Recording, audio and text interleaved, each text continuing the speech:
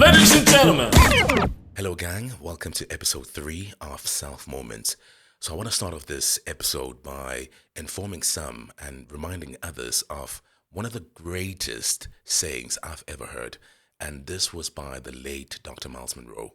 He said, and I'm paraphrasing here, he said that the wealthiest place in the world is not the gold mines, oil fields, or diamond mines, that the wealthiest place in the world is the cemetery, because there lies companies that were never built. There lies potential that was never tapped into. So in essence, the cemetery is a thief, and it sits with so much untapped potential.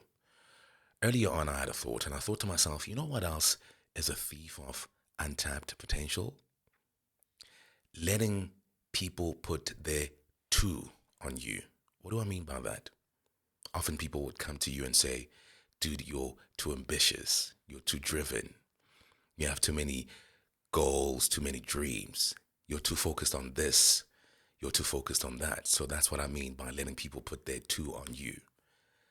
As I sit here, I'm reminded of the story of David. So remember, David's dad, Jesse, reaches out to David and he says to him, listen, here's some food. I want you to take this food to your brothers because they were on the battlefield, right? So David obliges.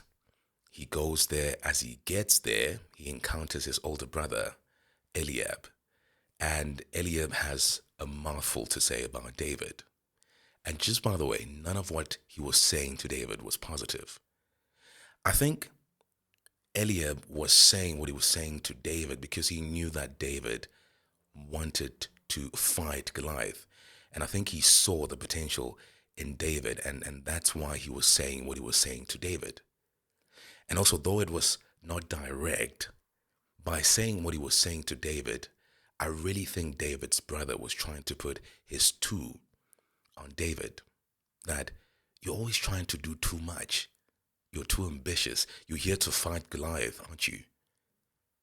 In hindsight, when I think about it, had David listened to his older brother, he wouldn't have fought Goliath, right? And so many things wouldn't have come to pass. As I sit and reflect, I'm wondering and I'm just asking myself many questions that how many times have I allowed people to put their two on me? And in letting that happen, what did I miss out on? What did I neglect? And what did I not fulfill? Here's a question to think about. Do you allow people to put their two on you?